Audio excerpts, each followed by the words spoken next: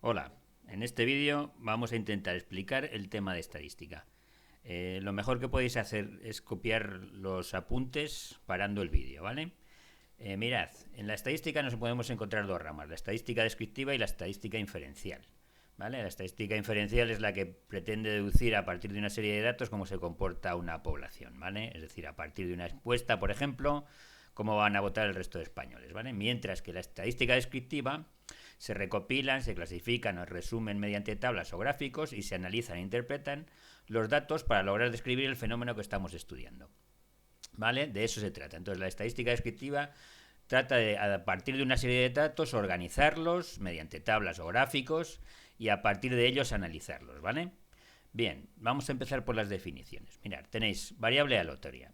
Es aquello de lo que se quiere estudiar. Por ejemplo, si yo quiero estudiar el sentido del voto de una población, pues la característica que quiero estudiar es el sentido del voto, ¿vale? Puedo estudiar también el número de hijos que tienen, el número de móviles que tiene cada familia, etcétera. Es decir, que lo que queremos, de lo que queremos hacer el estudio se le llama variable aleatoria. ¿Entendido? Otra definición, que es X sub i, así se lee. Son los diferentes datos de la variable. Por ejemplo, si yo estoy preguntándome por cuántos hijos tiene una familia, pues los diferentes valores de la variable podría ser o 0, o 1, o 2, o 3, etcétera. ¿Está claro? O sea, los diferentes valores que toma la variable se llama X sub i. A la frecuencia, o frecuencia sin más, a la frecuencia absoluta se llama F sub i y son las veces que se repite un dato. ¿Vale? Si yo cuando entrevisto a 10 familias hay 4 familias que tienen 2 hijos, pues el 2 del número de hijos aparece 4 veces. ¿Entendido? Esa es la frecuencia.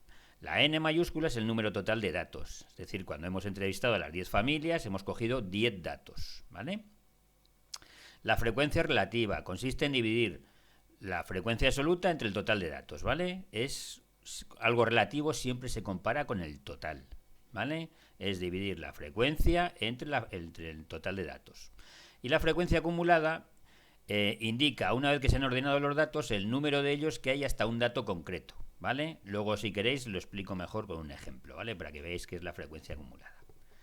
Muy bien, una vez que hemos explicado las principales definiciones que entrarían dentro de la estadística descriptiva, vamos al siguiente punto, que son variables aleatorias. Formas de organizar los datos. Diferentes formas de organizar los datos, ¿vale?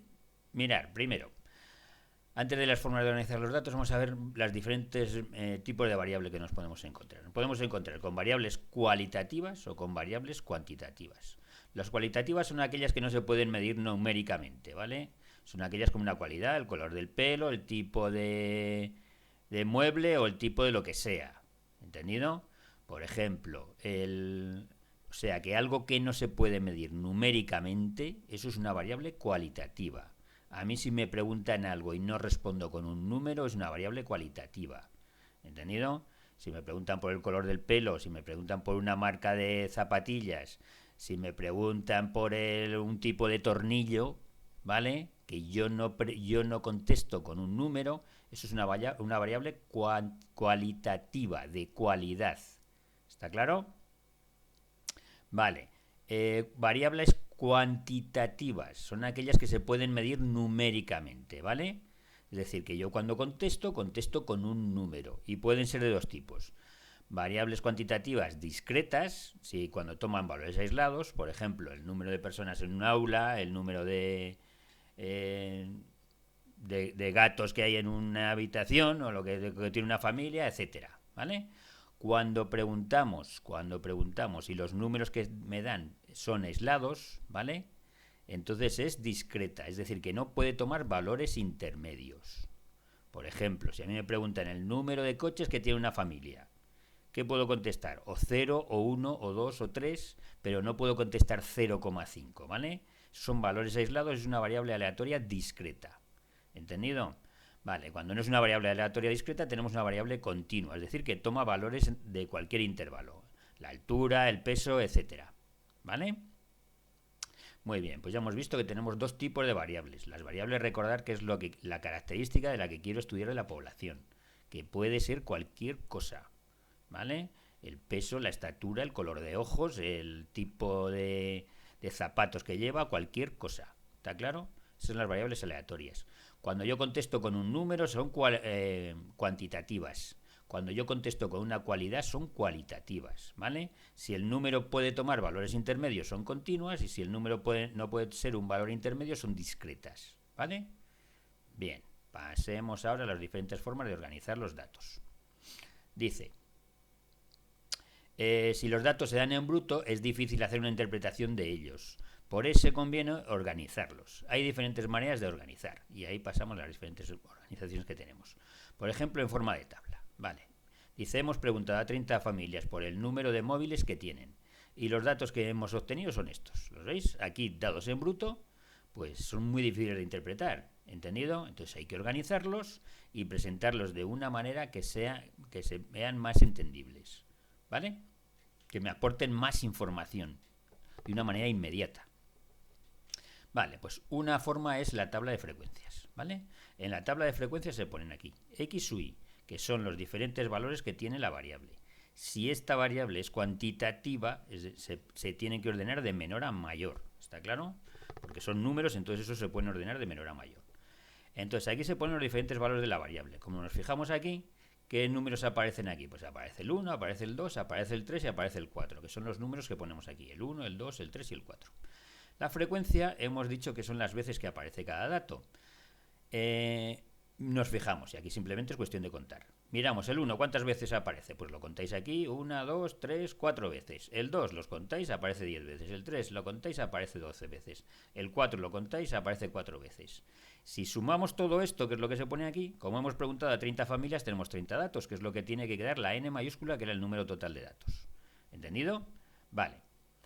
La frecuencia relativa. Os he dicho que lo relativo siempre es compararlo con el total. Si la frecuencia absoluta era 4, como el total son 30, pues 4 de 30 es decir 4 treintaavos. Lo mismo aquí, 10 treintaavos, 12 treintaavos, 4 treintaavos. Y la frecuencia acumulada, que es lo que os quería explicar en este ejemplo, es que hasta el 1, ¿vale? Hasta un móvil, ¿cuántas familias hay? Pues 4 familias. Hasta 2 móviles, es decir, de 2 móviles para abajo, ¿con cuántas familias me encuentro? Pues tenía aquí 4 y 10 más que tienen 2 me encuentro con 14. Es decir, que en la frecuencia acumulada lo que se va haciendo es sumar todos los datos anteriores. ¿Entendido? Ahora, y se lee y se entiende como estoy diciendo yo. Hasta 3 móviles, ¿cuántas familias hay? Pues tendríamos los de 3, los de 2 y los de 1. Es decir, que simplemente aquí vais sumando 14 más 12, ¿lo veis? 26. Y en el último, pues 26 más 4, 30. ¿Veis? Aquí siempre tiene que quedar 30. Si sumamos en la frecuencia relativa, esto que tiene que quedar 30 de 30, es decir, 1. Esto es muy parecido al porcentaje, ¿entendido? Muy parecido al porcentaje. Esto sería el 1 que se representaría el 100%. ¿Vale? Muy bien, pasemos ahora a otro ejemplito. Esto era una variable, fijaos, por si nos preguntasen, ¿este tipo de variable qué es? Primero, ¿qué es la variable que estamos estudiando? Pues el número de móviles por familia, ¿vale? ¿Qué tipo de variable es? ¿Cuantitativa o cualitativa? Nos vamos aquí. ¿Qué creéis? ¿Que es una cualidad o que lo podemos contestar con un número? Pues como lo podemos contestar con un número es cuantitativa. Y ahora hay que distinguir si es discreta o es continua. Discreta es que no puede tomar valores intermedios y continua es que sí que los puede tomar valores intermedios. Como nos preguntan por el número de móviles, no tiene sentido hablar de un móvil y medio. Es decir, que es una variable aleatoria discreta. Continua y discreta. ¿Está claro? Vale. Vamos con otro tipo de variable. Mirad, ahora nos preguntan por el color del pelo. Vale, ya hemos preguntado y nos salen la C que sería castaño, la M que es moreno y la R que es rubio. Nos salen estos datos, ¿vale? Y nos dice que hagamos una tabla con ellos. Vale, pues ponemos X sub Y, diferentes valores de la variable. Fijaos que aquí, antes aquí lo ponía de menor a mayor, pero esta variable, que ya me adelanto un poco, porque ¿qué tipo de variable es? Fijaos, ¿con qué hemos contestado aquí? Hemos contestado con números, ¿verdad que no? Pues en vez de ser cuantitativa, es cualitativa. Las variables cualitativas no se pueden ordenar de menor a mayor, luego aquí lo ponéis como vosotros os dé la gana. Empezad por los morenos, castaños y rubios, pero podéis poner el orden que os dé la gana. ¿Vale? Aquí la frecuencia simplemente es contar cuántos morenos hay. Contáis aquí 10 morenos, castaños 12, rubios 4, total 26. Es decir, que aquí hemos preguntado a 26. Frecuencia relativa 10 de 26, 12 de 26, 4 de 26.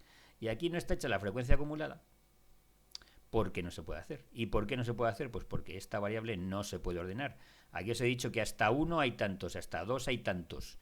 Esto de aquí como esto se puede ordenar, estas cantidades son únicas. Pero si esto no se puede ordenar, las cantidades que salen aquí, depende del orden que haya puesto, serían diferentes. Luego, esto no tiene sentido.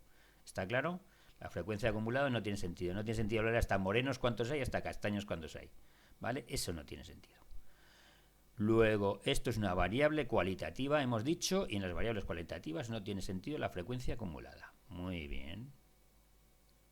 Vamos con más. Dice, como las variables continuas pueden tener muchos datos distintos, conviene para que sean más manejables agruparlos en forma de intervalos. El número de intervalos debe estar entre 5 y 10. Esto es una aproximación, ¿vale? Fijaos, si a mí me da una serie de datos como esta, que son tan dispares, si yo hago una tabla, la tabla casi me ocuparía tanto como esto. Es decir, que la tabla no me daría nada de información. Entonces, ¿qué se hace cuando tenemos datos muy dispares o que proceden de una variable continua? Pues lo que se hace es se agrupan en forma de intervalos, ¿vale? Se pierde información, ya veréis después cómo se pierde información, pero se gana en agilidad y en visualidad, ¿vale? Entonces, cuando me dan todos estos datos, ¿vale? Tenéis que agruparlos en intervalos de la misma longitud, de tal manera que el número de intervalos que quede es entre 5 y 10. Entonces aquí os tienen que decir cuántos intervalos queremos y por dónde tenemos que empezar. ¿Está claro? Y si no os lo dejan abierto, pues vosotros los podéis agrupar como queráis, siempre que estén entre 5 y 10 y que la anchura de los intervalos sea la misma. ¿Entendido? Vale, como pauta general lo que se hace es lo siguiente. Se mira el rango, que bueno, esto ya lo veremos un poco después, pero el rango es simplemente el mayor de los valores menos el menor de los valores. El mayor de los valores es 1,75, el menor 1,57 y lo restamos.